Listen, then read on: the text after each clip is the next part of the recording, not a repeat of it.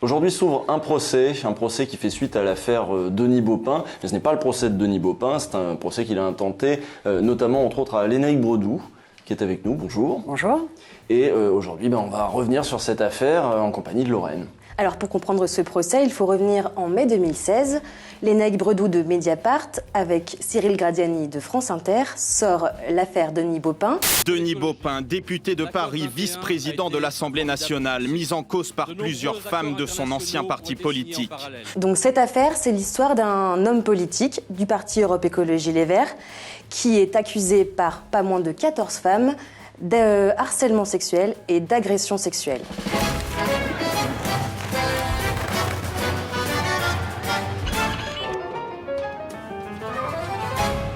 Donc le procès qui s'ouvre aujourd'hui, vous allez être 12 personnes sur le banc des accusés, donc 4 journalistes, vous et Cyril Gradiani, ainsi que vos directeurs de la publication respectifs.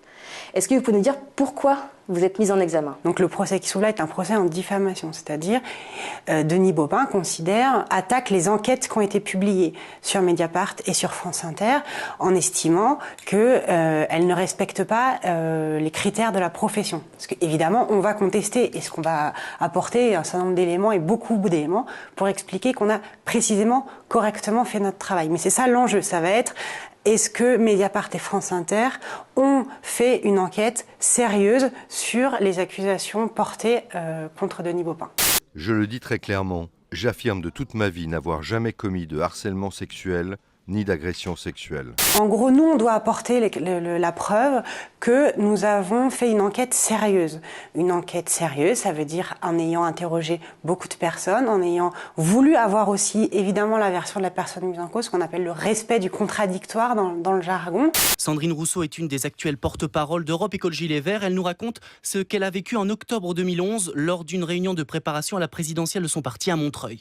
J'ai animé la réunion, j'étais en tribune et à un moment donné j'ai voulu faire une pause. Je suis sortie de la salle et dans le couloir qui longeait cette salle, Denis Baupin est venu, m'a plaqué contre le mur en me tenant par la poitrine et a cherché à m'embrasser. Moi j'étais journaliste politique. Je couvrais, parmi les partis que je couvrais, il y avait Europe Écologie Les Verts. Et à l'occasion d'un article visant une autre personnalité d'Europe Écologie Les Verts d'ailleurs, j'apprends pour la première fois il y a de nombreuses années qu'il y a des bruits, des rumeurs autour du comportement de Denis Baupin avec certaines femmes, mais je n'en sais pas plus à ce moment-là. Ensuite, quelques années plus tard, en l'occurrence à l'été 2015, une des femmes qui témoignera ensuite dans nos enquêtes, qui s'appelle Isabelle Attard, qui était députée à l'époque du Calvados, raconte à l'occasion d'un déjeuner que, en fait, elle a eu mal à partir avec Denis Baupin, qui lui a envoyé des SMS, que ça l'a mise mal à l'aise. Et donc, du coup, je décide, de prendre au sérieux ce qu'elle dit, l'alerte qui est donnée, en disant, il va falloir trouver d'autres femmes qui pourraient dire qu'elles aussi, elles se sont senties mal à l'aise ou elles ont souffert du comportement de Denis Baupin. Trouver des éléments matériels corroborant ce qui est dit par un certain nombre de femmes. Au début, en vrai, j'ai pas réussi. Ça n'a pas vraiment marché. Et après, c'est le hasard, comme souvent dans les enquêtes. Il se trouve que le 8 mars 2016, donc on est encore 6 mois après, Denis Baupin participe à une opération qui s'appelle Mettez du rouge, où il met du rouge à lèvres pour lutter contre les violences sexuelles. Ils sont un certain nombre d'élus sur une photo. Contre les violences faites aux femmes, il porte du rouge sur les lèvres. Une provocation pour Hélène de Bost, qui raconte avoir été harcelée par SMS pendant plusieurs mois. Et j'ai vraiment eu l'impression que c'était c'était un crachat qui nous envoyait à la figure. Et à partir de là, nous, on a l'alerte qu'elle l'a dit sur Facebook avec Cyril Gradiani de France Inter. C'est comme ça que du coup, on se met ensemble pour travailler ensemble en disant on va quand même pas être concurrents sur un sujet pareil, ça n'aurait pas de sens. On travaille ensemble, on appelle cette femme, donc Hélène de Bost, qui fera partie ensuite des femmes qui ont témoigné à visage découvert.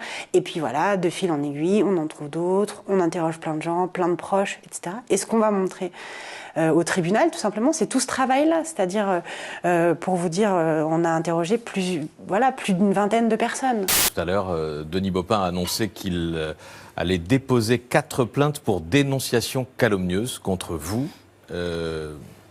Une réaction? Ça doit être le cadeau pour la journée des droits des femmes, je suppose. On va l'interpréter comme ça. Demain. Il y a quand même ce paradoxe que, on se retrouve avec un procès qui n'est pas celui de la personne mise en cause. Donc pour les femmes qui témoignent, c'est très très pénible. Et un certain nombre de ces éléments à charge ont été amenés par la presse. Ça, c'était une nouveauté dans le cadre de ce genre d'affaires. Là, le but de ce procès, c'est de faire en sorte aussi d'intimider la presse, de faire en sorte qu'il n'y ait pas d'autres affaires de ce type qui sortent par la presse. Bah évidemment, c'est tout l'enjeu parce que, de fait, à quoi on sert quand on est journaliste ? On sert évidemment à révéler des faits d'intérêt public. Parmi ces faits-là, il y a, à mon avis, et je ne suis pas la seule à le penser, la question des violences sexuelles. Comme plein d'autres sujets, par ailleurs. C'est pas du tout pour dire qu'il n'y a que celui-là qui serait important, mais celui-là, il est important parce que ça fait partie des sujets qui, jusque-là, étaient précisément sous-couverts par les médias. C'est-à-dire, ces sujets, ces questions étaient minorées, et le sont encore, quand on voit le nombre de femmes qui meurent sous les coups de leur conjoint et de la faiblesse, finalement, de la couverture médiatique, même si ça progresse, et de la faiblesse de la réponse politique et des pouvoirs publics à ces sujets. Mais je pourrais aussi donner des exemples évidemment de couverture médiatique où on lit encore dans la presse drame familial, crime passionnel, enfin toutes ces notions qui n'existent pas dans le droit, qui minimisent ces questions. Donc il y a un vrai enjeu de faire un travail journalistique à la hauteur de l'ampleur d'un phénomène social. Ça, c'est la première chose. Et la deuxième chose, de mettre fin à une forme d'impunité. Parce qu'il faut bien dire qu'aujourd'hui, si on prend l'exemple du champ politique, qui n'est pas du tout le seul visé, puisque le propre des violences sexuelles, c'est de toucher tous les milieux sociaux, tous les domaines, tous les gens de droite, de gauche, peu importe, c'est pas le sujet. C'est transversal. Donc, du coup, il y a quand même aussi un point d'impunité dans le milieu politique dès qu'on est en position de pouvoir. Et justement, le problème en France, c'est d'avoir très souvent dit que c'était soit de la vie privée, soit closer, en tout cas du voyeurisme, première chose, ou de l'ordre moral. Il ne s'agit pas d'ordre moral, il s'agit de faits qui peuvent être qualifiés, qui sont susceptibles d'être qualifiés de délits, et pas du tout de pratiques personnelles, de choix de vie personnelle. Ce n'est pas du tout un problème d'avoir la vie sexuelle ou la vie sentimentale qu'on veut. Vous saurez tout sur le zizi de Denis Baupin, tout sur ses désirs, ses lourdeurs de dragueur, ses mains au panier, ses mots salaces, tout, on vous dira tout. Mais ce ne sont pas seulement des textos insistants qui dérangent, c'est aussi son attitude déplacée. Ils essayent de brouiller les pistes entre une relation entre adultes consentants et ce qui relève de faits de violence. Les médias sont à la fois voyeurs et moralisateurs. On s'interroge doctement pour savoir si Michel Sapin a fait claquer l'élastique de la culotte d'une journaliste. Le débat politique français n'est jamais tombé aussi bas. Selon vous, pourquoi c'est sorti chez les Verts ? Je pense que c'est tout le paradoxe de cette affaire du point de vue politique. C'est que, de fait, ça a beaucoup mis la lumière sur Europe Écologie Les Verts. D'ailleurs, on a eu plein de papiers tout à fait légitimement sur le paradoxe quand même entre un parti qui se prétend progressiste, féministe, défendant les droits des femmes et mis à l'index, y compris dans le fait qu'il n'avait pas du tout agi malgré des alertes internes préalables à l'enquête de Mediapart et de France Inter. Comme il a été mis en cause, le parti, à tout à fait juste titre. Et donc d'avoir cette contradiction entre un parti féministe et l'affaire de Denis Baupin, et par ailleurs le fait que c'est aussi parce que c'est un parti féministe et progressiste que finalement c'est aussi là que la parole s'est libérée. C'est-à-dire que c'est parce que clairement elles se sont quand même senties finalement autorisées, même si c'est quand on les a interrogées, quand on a été les chercher, que ça n'a pas été facile de les convaincre. Elles se sont pas dit oui super, on va témoigner dans Mediapart et France Inter. C'est pas du tout simple comme décision. C'est exposer son nom, c'est exposer sa famille, c'est s'exposer à la réaction de Denis Baupin et de ses conseils, ce qui est logique, mais voilà, c'est pas du tout quelque chose d'évident. Donc elle ne regrette rien. Non, mais ce n'est pas toujours facile pour elles de continuer leurs activités politiques comme avant. C'est le cas de Sandrine Rousseau, longtemps porte-parole des Verts, habituée aux échanges avec la presse. Eh bien aujourd'hui, les journalistes ne lui posent plus les mêmes questions. Je suis secrétaire nationale adjointe d'Europe Écologie Les Verts. Aujourd'hui, très rares sont les micros qui se tournent vers moi pour me poser des questions politiques. Or, avant, les micros se tendaient très facilement sur tous les sujets de société, politique, économique, etc. Et moi, je ne veux pas être qu'une victime de Denis Baupin, parce que je suis avant tout une chercheuse en économie, je suis avant tout une enseignante à l'université, je suis avant tout une militante politique, une militante écologiste, et c'est avant tout ça. Donc il y a un rôle particulier, en effet, pour les partis de gauche, de montrer un peu l'exemple de ce qui doit se faire en matière de féminisme, de défense des droits des femmes. Il y a un rôle aussi particulier, j'imagine, de la presse progressiste. Et aujourd'hui, ce rôle, il est ancré, il est un peu plus compris. Est-ce qu'il y a des rédactions qui ont du coup consacré de l'énergie à essayer de travailler sur ce terrain-là, alors que peut-être ils le faisaient pas avant, ils le faisaient moins avant? Est-ce que ça a créé un bon précédent?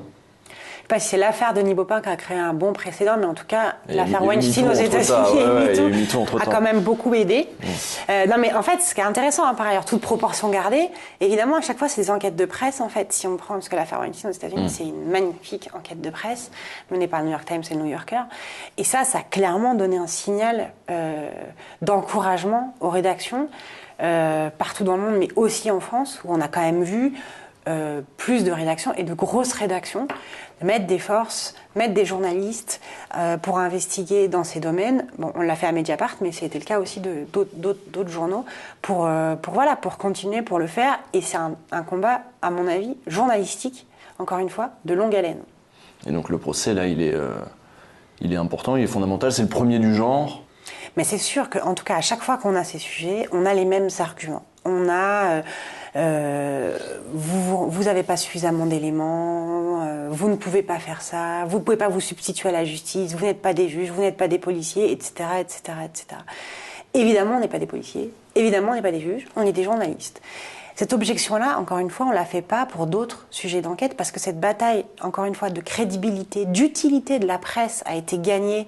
Si on prend plein d'enquêtes politico-financières, par exemple, voilà, mais ça a été aussi des batailles, hein, l'évasion fiscale, les journalistes qui ont travaillé là-dessus pendant longtemps, il a fallu qu'ils justifient de fait de dire, et encore, on leur dit parfois, mais c'est légal, oui, voilà, mais en tout cas, l'intérêt public n'est plus quand même à démontrer aujourd'hui, et donc c'est encore, franchement, c'est ça qui est vraiment au cœur de la bataille, et du coup, de maintenir toujours cette pression de ce point de vue-là, de dire, voilà, c'est important, il faut le faire émerger, et la presse est capable de le faire parce qu'on a des outils spécifiques à la presse qui sont pas les outils de la police, pas les outils de la justice, qui nous permettent de faire émerger ces sujets et de publier ces enquêtes. Bon, bonne semaine à toi. On va suivre ça évidemment sur Mediapart et ailleurs. J'imagine qu'il y aura un peu d'écho en tout cas.